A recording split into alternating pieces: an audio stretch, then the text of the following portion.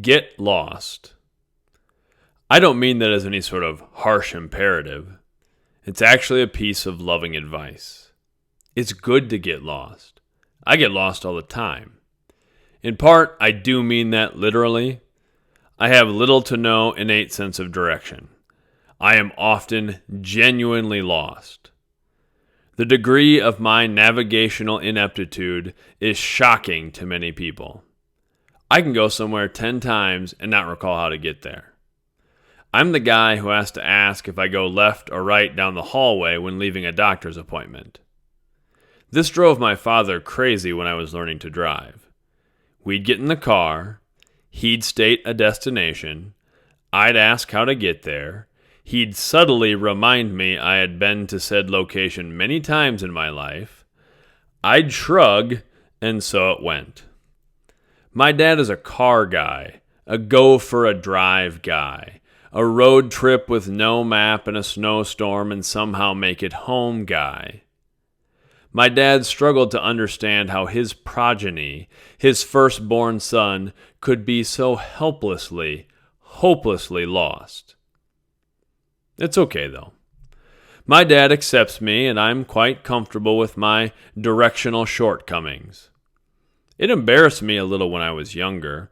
I suppose I was still clinging to some archaic notion of never ask for directions masculinity, but that's gone now. I'm comfortable with who I am. Plus, I like getting lost. I don't necessarily mean getting lost in transit. I am a GPS enthusiast, and I plan for my deficiencies. I like going places and doing things. I travel often with 2 kids, so I study maps, prepare routes, and give myself plenty of time. That way, I can get lost without getting lost. When I say I like getting lost, I'm really talking about immersion. I like getting caught up in things. I daydream, my mind wanders, and I fall down rabbit holes. That might have something to do with my general navigation skills, but getting lost in some idea or endeavor is one of my favorite things. It's one of the biggest parts of why I have always liked sports and exercise. While competing or pushing myself physically, nothing else really exists. All outside concerns fade away. It's the same with creative pursuits. If I'm locked into something I'm writing or drawing, I might look up and realize hours have passed. That's really getting lost, and it's valuable. We have jobs and schedules, worries and obligations. It's nice to leave those things behind every now and again, to wander off the beaten path and experience life from a different perspective. Of course, there are dangers in getting lost. Sometimes our lives feel so overwhelming we're compelled to escape into harmful behaviors, and we struggle to find our ways back. We get addicted to things like alcohol, drugs, or other unhealthy behaviors. That's why it's necessary to find positive paths on which to get lost.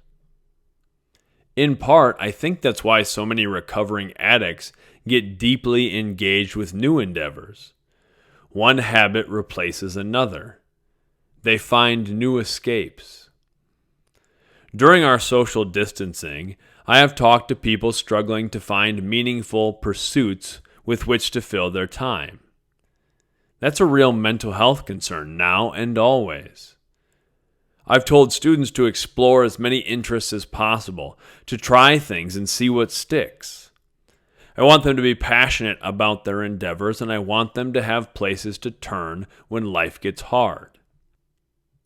I've also told them to consider what is really most important to them. That is where real purpose lies, and that's the best place to get lost. When I'm playing with my kids or we're snuggled up on the couch watching a movie, nothing else matters. When I'm talking with my brothers, laughing and carrying on, time flies by. When I have a meaningful conversation with a student, the occasional frustrations of a life in education disappear. Those are some of my favorite places to get lost. I really miss that with school closed and social distancing practices in effect. Luckily, I've been able to work on projects. I've been able to study new things and be creative. I've been able to exercise, and most importantly, I've been able to spend a lot of quality time with my kids. The things I've missed during social distancing and the things I'm enjoying most right now make it pretty clear what I'm supposed to be doing. That's the best part of getting lost. It helps us know where and who we really are. Thank you, and much love.